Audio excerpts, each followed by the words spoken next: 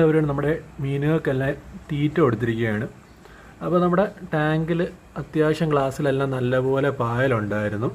അപ്പോൾ അതൊക്കെ ഇന്നലെ ഞാൻ നന്നായിട്ടൊന്ന് പറ്റുന്ന പോലെയൊക്കെ ക്ലീൻ ചെയ്തിട്ടുണ്ട്. ഈ ഒരു ടാങ്ക് ഡയറക്റ്റായിട്ട് സൺലൈറ്റ് കൊള്ളുന്ന ഒരു സ്ഥലത്തായതുകൊണ്ട് നമുക്കൊരു 3 ദിവസമൊക്കെ ആകുമ്പോൾ തന്നെ ചെറുതായിട്ടൊക്കെ പായൽ വന്ന് മറയാറുണ്ട്. ഇപ്പോൾ ഞാൻ എക്സാമ്പിൾ ഇവിടെയൊക്കെ നമുക്ക് ഈ പായലിൻ്റെ പ്രശ്നമുണ്ട്. ഇവിടെ നിന്ന് എൻ്റെ കൈ എത്താത്തത് നേരെ ചെവേ നമുക്ക് ക്ലീൻ ചെയ്യാൻ പറ്റാത്തതാണ്. നമുക്ക് സാൻഡ് ഇട്ടേക്കുന്നതുകൊണ്ട് നമ്മൾ ഈ ഒരു സ്പോഞ്ചൊക്കെ വെച്ച് ഉരച്ച് കഴിഞ്ഞാലും ഈ ഒരു മണ്ണ് അതിൻ്റെ ഇടയിൽ പറ്റിയ നമ്മുടെ ഗ്ലാസ്സിൽ പോറൽ വീഴും. ഇവിടെ തന്നെ നമുക്ക് ചെറിയ രീതിയിലൊക്കെ പോറലൊക്കെ നമുക്ക് വീണിട്ടുണ്ട്.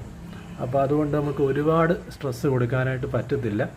അപ്പോൾ അതുകൊണ്ട് അത്രയും നമുക്കത്ര വൃത്തിയാക്കാനും പറ്റത്തില്ല. എന്നാലും ഇന്നലെ കഴിയുന്ന കണക്ക് ഗ്ലാസ്സൊക്കെ ഒന്ന് വൃത്തിയാക്കി. നമ്മൾ വൃത്തിയാക്കി വെച്ചാൽ മാത്രമേ ഇതിന് ഒരു ലുക്ക് കിട്ടത്തുള്ളൂ. പിന്നെ നമ്മൾ ചെയ്യുന്നത് ഈ ഒരു ചെറിയ ഫിൽറ്ററാണ് വെച്ചേക്കുന്നത്.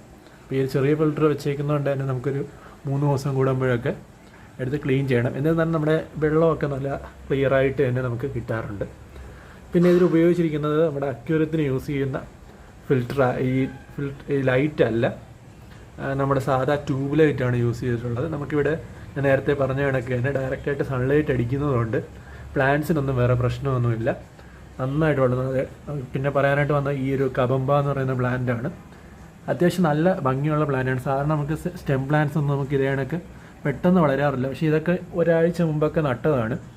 ഇത് ഞാൻ വാങ്ങിച്ച ആ ഒരു പോട്ടിൽ തന്നെ ഞാൻ ചുമ്മാ ഇറക്കി വെച്ചേക്കുന്നതാണ് ഡ്രിഫ്റ്റ് വുഡിൻ്റെ ഇടയിലായിട്ട്.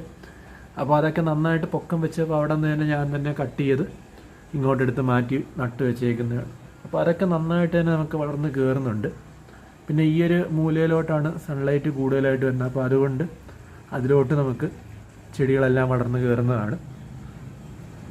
പിന്നെ സാധാരണ സ്റ്റെം പ്ലാന്റ്സ് നമുക്ക് അത്ര നന്നായിട്ട് പിടിക്കുന്നതല്ല, ഞാൻ വെറുതെ ജസ്റ്റ് വെക്കാറാണ്. അപ്പോൾ അത് ഈ ഒരു വാലിസ്നേറിയ മാത്രമാണ് നമുക്ക് നന്നായിട്ട് നമുക്കിതിൽ സബ്സ്ട്രേറ്റിൽ നമുക്ക് നന്നായിട്ട് പിടിച്ച് കിട്ടുന്നത്.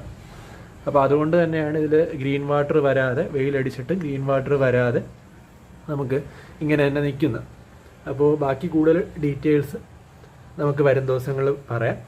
അപ്പോൾ ഞാൻ ഇന്ന് മെയിനായിട്ട് കാണിക്കാനായിട്ട് ഈ ഒരു ഗ്ലാസ് നമ്മൾ ക്ലീൻ ചെയ്തു ഇന്നലെ. പിന്നെ നമ്മുടെ ഈ ഒരു കബമ്പയുടെ അപ്ഡേറ്റ് ആണ്. അപ്പോൾ ഇതിൽ നിന്നെല്ലാം നമ്മൾ മുറിച്ചെടുത്ത് നമ്മൾ കുറേയൊക്കെ നമ്മൾ ആ ഒരു സബ്സ്ട്രേറ്റിലോട്ട് തന്നെ നമ്മൾ വെച്ച് കൊടുത്തിട്ടുണ്ട്. അപ്പോൾ അതിന് കൂടുതൽ നമുക്ക് വെച്ച് നിറയ്ക്കണമെന്നാണ് വിചാരിക്കുന്നത്. പിന്നെ ഇത് കുറച്ചുകൂടെ ബാക്ക്ഗ്രൗണ്ടിൽ വെക്കേണ്ട ഒരു പ്ലാന്റാണ്. ഇപ്പോൾ തൽക്കാലം നമ്മുടെ ബാക്ക്ഗ്രൗണ്ട് മൊത്തം വാലിസ്നറി എന്ന് പറഞ്ഞിട്ടുണ്ട്. അവിടെ ഇനി സ്ഥലമില്ല.